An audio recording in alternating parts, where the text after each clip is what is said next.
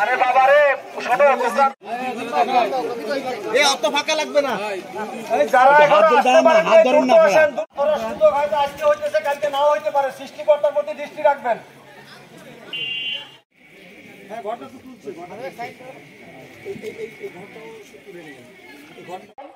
উপস্থিত এলাকাবাসী, আপনারা কষ্ট করে এখানে উপস্থিত হওয়ার জন্য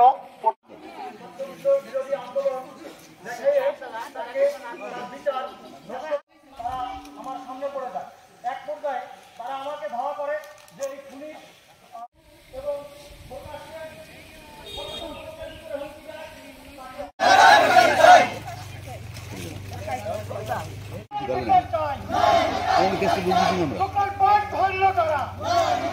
হুমকি দিচ্ছে যে এই ওর ভাই জন্য দৌড়াদৌড়ি করে, সেই জন্য তারেও মেরে ফেলবে।